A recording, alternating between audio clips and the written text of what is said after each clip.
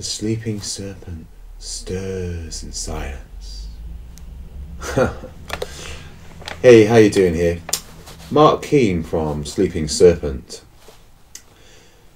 Now I want to discuss a topic today which has been present with me to a certain degree all my life, and I think will resonate with a lot of people, especially those embarking on the spiritual journey early on.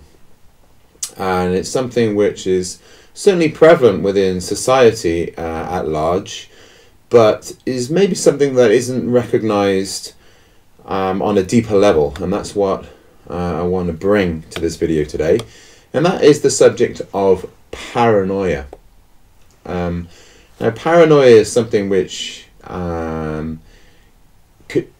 taken to a very extreme level can be very dysfunctional, but actually I feel that it's prevalent right across the spectrum of society in subtle degrees.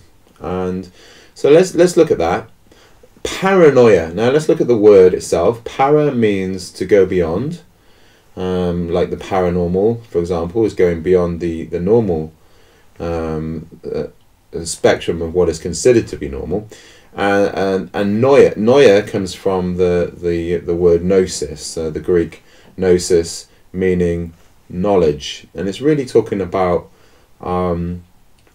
wisdom, knowledge which is coming from a deeper place than intellectual knowledge. So it's more akin with wisdom, really. So anyway, so paranoia is therefore means knowledge which is coming to you from beyond the normal frame of reference, if you like. So it's knowledge which is coming from you from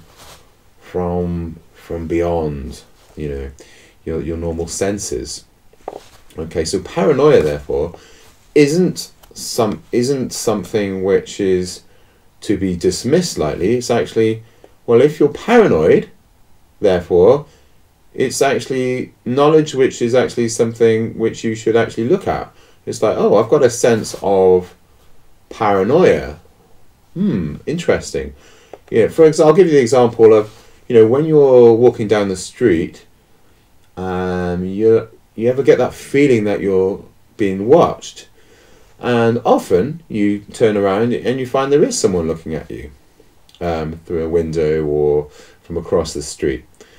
Women are very good at this because women have a more finely tuned sense of spatial awareness. Men tend to be rather good at directional energy, but women have a much better sense of spatial awareness and often more in tune with their intuition and their bodies anyway. So women tend to be naturally better at this than men, as a generalization. Men get this too, and often of course some women will not find it so natural. But as a general rule, women have been seen to be more in tune with this. But all of us, male, female, whatever, have this sense, and we can attune it. So that's just one example of paranoia. So it wasn't that I thought that somebody was watching me and they weren't. They actually were. So that's maybe giving you already a slightly different look at the word. But we can do better than that even, because essentially, what is paranoia? Well, it's this sense of I'm being watched, isn't it? Like there's someone watching over me, and we have this sense of always being watched, and we're always kind of being judged, and we feel a little bit paranoid, like maybe the military are watching us sometimes if it gets really acute. The government are watching me. These like men in black. There's all these kind of secret organizations that could be watching my every move, and we are living in a unprecedented state of affairs within our modern society, in the sense that there are cameras everywhere, so we are literally always being watched, and everything that all our private affairs are on social media, so never is a greater time for paranoia to be relevant. relevant, excuse me. But let's finely tune that down, okay? Because all of that is fine, but let's not lose sight of the essence of paranoia, which is the feeling of being watched. Let's strip that right down to its essence, and from a spiritual perspective, that sense of being watched is very simply always going to be there, even if there is no government, there is no secret society, there is no one across the street. Even if you're in the middle of a beautiful forest with no one around,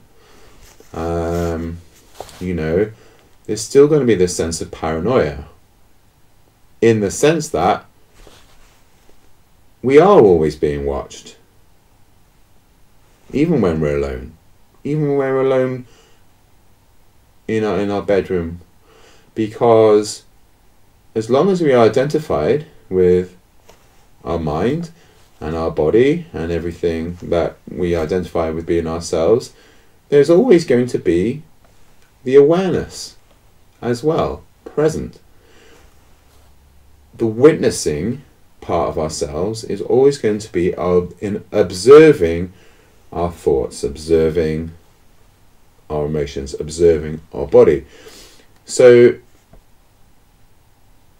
there's always going to be present the watcher and the watched. So actually this sense of paranoia is important to really recognize, that sense of the more I shift my awareness into the observer, the witnessing, which is our conscious awareness, actually the less paranoid we need to feel. Because when we own that sense of, paranoia, of course, I'm just getting that sense of, someone's always watching me, because I am always watching myself. And the more I can identify myself with the watcher, the less I need to project it on to an external source. Okay, so then we can really discern when when we are being genuinely watched by someone across the street, or from from someone else, or actually I'm just getting the sense of being watched because that's always present.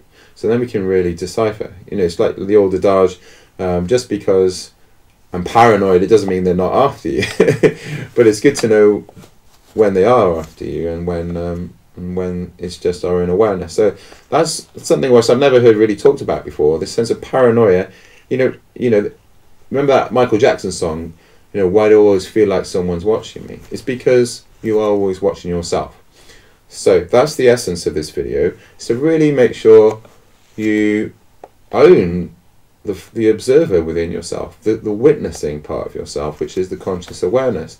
That is, from a yogic perspective, our true nature. So it's almost like there are two identities. The true identity, which is this source awareness, which is always present, which is which is what even in death, apparently, according to the spiritual teachers, that is our mortal self. And then there's the more transient self, the mental, emotional, physical stream. But of course, the merging of all of that, the watcher and the observable apparent self, is of course what yoga points to. So, and it ends paranoia, and it ends any sense of neurosis or fear. So if you can really own that sense of being the watcher and the watched, and really meditate on that, then that's what all yoga points to, and that is the ultimate goal, essentially, and then to become self-realized. So really see paranoia as a really good sign. Once we internalize it and learn not to project it, to really own that sense of paranoia, and then it will work absolute wonders, really. So good luck with paranoia, and hopefully that gives you a really fresh perspective on paranoia. And as always, thanks very much for watching. Okay, Sat Nam.